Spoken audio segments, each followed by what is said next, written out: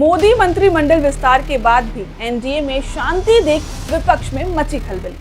नमस्कार दर्शकों, मैं हूं सृष्टि और आप देख रहे हैं इंपैक्ट लाइव। लोकसभा चुनावों में अब की बार 400 पार को हासिल करने से चूकने के बाद भी देश में एनडीए की मजबूत सरकार सत्ता में है। हालांकि जब बीजेपी को पूर्ण बहुमत हासिल नहीं हुआ था तो विरोधी ऐसा कह रहे थे कि देश की सत्ता का रिमोट जो है अब टीडीपी और जेडीयू के हाथों में होगा। वैसे आगे क्या होगा यह तो समय बताएगा, पर फिलहाल मंत्रिमंडल के विस्तार में पीएम मोदी ने लगभग पुराने कैबिनेट को रिपीट किया। अब इसे सियासत कहे या राजनीतिक जरूरत पर एक बड़ा सच यह है कि मोदी के इस फैसले से जेडीयू, टीडीपी या लोजपा रामविलास में कोई नाराजगी नहीं देखने को मिल रही है, जिससे कहीं ना कहीं विपक्ष को मिर्ची सी लग रही है। ऐसे में आइए इस मुद्दे पर एक रिपोर्ट देखते हैं। आपको बता दें कि लोकसभा चुनाव में बीजेपी को पूर्ण बहुमत नहीं मिलने पर इंडी गठबंधन में गजब का उत्साह देखने को मिल रहा था। ऐसा लग रहा था मानो केंद्र में एनडीए की नहीं बल्कि इंडिया गठबंधन की ही जीत हुई हो। इसकी बड़ी वजह यह भी थी कि मोदी 30 की सरकार की गारंटी टीडीपी और जेडीयू के समर्थन पर टिकी है। एक बार टीडीपी और जेडीयू एनडीए से अलग हो जाते हैं तो बीजेपी जीत कर भी हार जाएगी। शायद यही कारण है कि विपक्ष के कुछ नेताओं की तरफ से कथित रूप से नीतीश कुमार को बड़ा ऑफर भी दिया गया, लेकिन उन्होंने न सिर्फ पीएम मोदी को खुला समर्थन देने का ऐलान किया बल्कि यह भी कहा कि किसी का इधर उधर करने का दांव अब कामयाब नहीं होगा। इधर उधर कोई करना चाहता उसको कोई लाभ नहीं है, इसीलिए मैं आपका अभिनंदन करता हूं और आपके नेतृत्व में सब लोग काम करेंगे, सब लोग चलेंगे। इन सब के बीच मोदी मंत्रिमंडल का विस्तार हुआ, जहां लोगों के अटकलों के विपरीत गृह, रक्षा, वित्त, रेलवे, शिक्षा, विदेश सहित कई बड़े विभाग बीजेपी ने अपने पास रखे। हालांकि मोदी के इस फैसले से एनडीए में तो कोई टेंशन नहीं है, पर इससे विपक्ष में बेचैनी का माहौल जरूर देखने को मिल रहा है। इस मामले पर तेजस्वी यादव ने कहा कि बिहार से जीते सांसद को मंत्री तो बनाया पर विभाग देने में कोताही बरती गई है।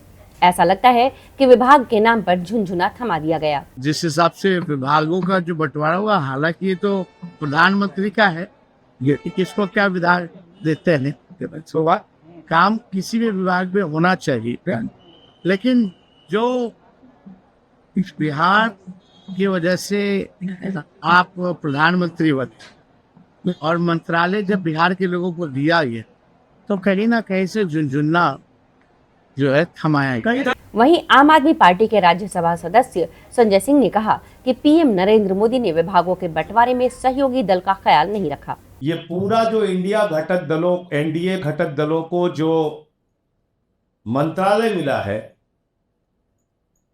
वो मंत्रालय अगर आप देखेंगे तो उस मंत्रालय की सूची में एनडीए के घटक दलों को ना तो गृह मिला, ना रक्षा मिला, ना वित्त मिला, ना विदेश मिला, ना वाणिज्य मिला, ना रेल मिला, ना सड़क मिला, ना कृषि मिला, ना शिक्षा मिला, ना स्वास्थ्य मिला, ना दूरसंचार मिला। खाली हाथ में झुनझुना मंत्रालय मिला, झुनझुना मंत्रालय। और यह पहला संकेत है।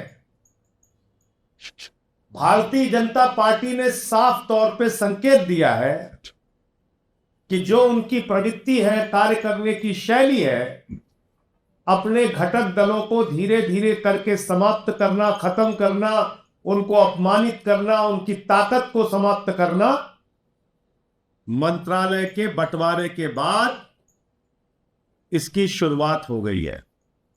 और उन्होंने कहा कि एनडीए के घटक दलों के हिस्से में सिर्फ झुनझुना मंत्रालय आया।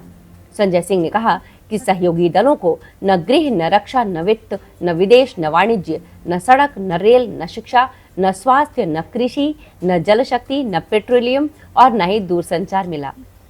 उन्होंने कहा कि एनडीए के घटक दलों के साथ खाना पूर्ति की गई, यह तो बहुत बेइज्जती है। वहीं कांग्रेस ने भी कहा कि मोदी की प्राथमिकता में सहयोगी दल नहीं है।